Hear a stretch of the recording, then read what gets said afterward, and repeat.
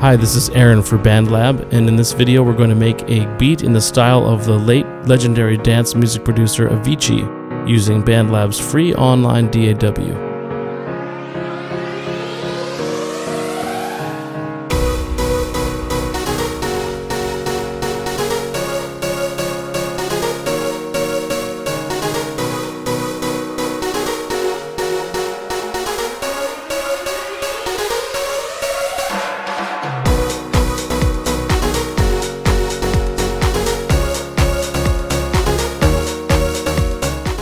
Avicii's tracks are known for their big anthemic feel, so for this tutorial I'm going to focus on creating an uplifting breakdown and an impactful drop section. I start out by composing a chord progression using the Studio Grand preset. Before I begin, I set the project tempo to 125 BPM and the project's key to B major. The chord progression starts with a B major, then goes to an F sharp major in its second inversion.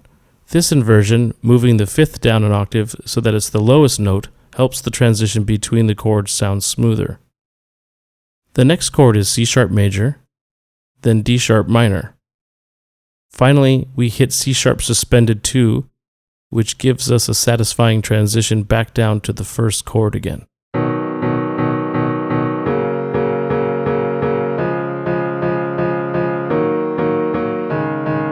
A big catchy melody is an important part of any Avicii track, so let's make that next.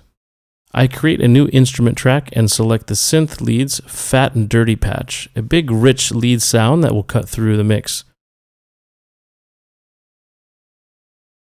This follows the root note of the chords, apart from the last two chords where it stays on the C sharp to give us a bittersweet seventh on the top of the D sharp minor chord.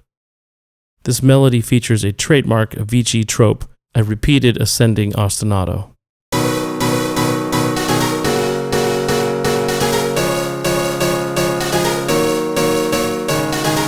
To give the lead a more exciting feel, I'm going to add some delay and reverb in the effects section. First, I add the delay, D-delay effect, setting the time to 0.146 Hz, the wet level to 20, and the effect level to plus 8 dB. For the reverb, I add the reverb spacemaker effect and stick with the default settings.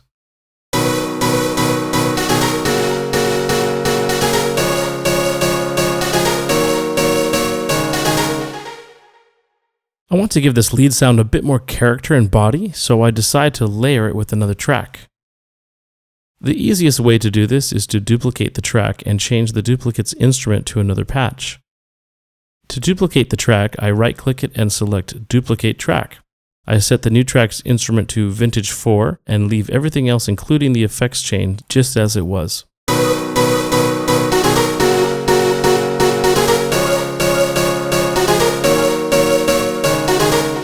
To take the track's emotion to the next level, I'm going to use a counter melody.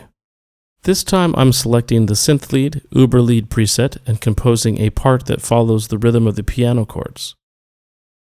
For the first two chords, it follows the root note of the piano part, switching to the third for the third and fourth chords, and the second for the final suspended chord.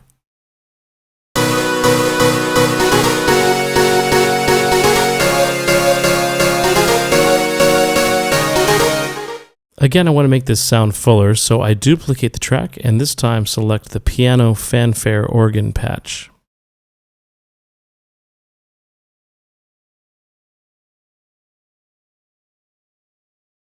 I want this to play an octave up, so I select all the MIDI notes in the MIDI editor. This can be done by holding Command and pressing A on Mac, or holding Control and pressing A on Windows. Then I click the plus 12 button, which shifts all the notes up 12 semitones.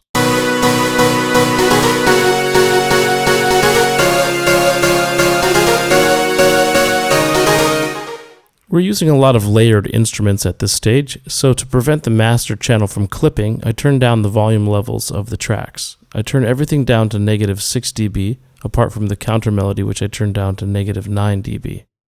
Before I compose the bass line, it's a good idea to have a beat in place, so I open the loop library and select the Loops tab. I enter House into the text field and set the instrument type to Beats. I select House Compressor 2 for my kick track and Chicago House Drums 3 for my tops.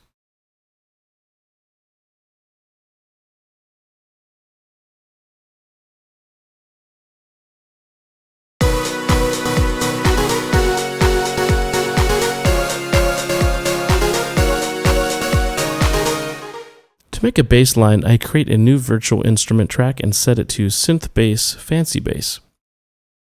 This bass line follows the rhythm and the root notes of the piano part and doesn't add much new to the mix since there's plenty of harmonic complexity already.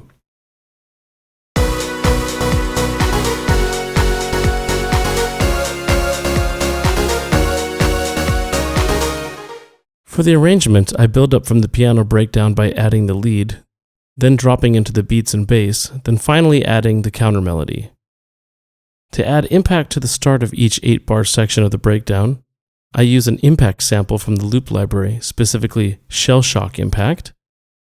For the build up to the next section, I use a riser sample, Speeding Riser. To duplicate clips like this, hold Option on Mac or Alt on Windows and drag the clip.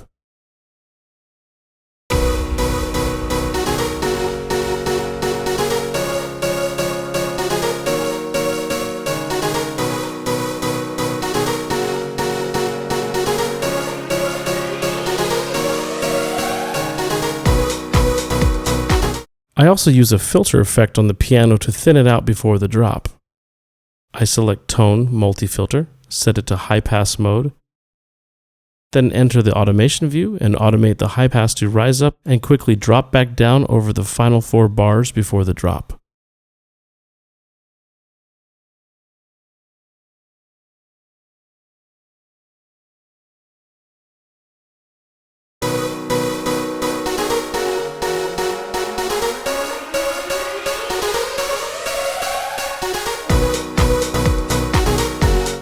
To lead into the drop, I use a drum fill, younger drum fill, halfway through the final bar and also truncate the lead line and riser when this plays so it dominates the mix.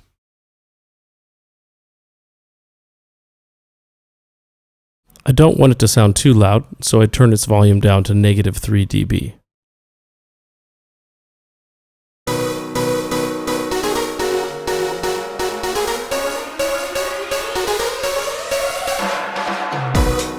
Remember, you can fork this project and make your own version of it using the link in the video description.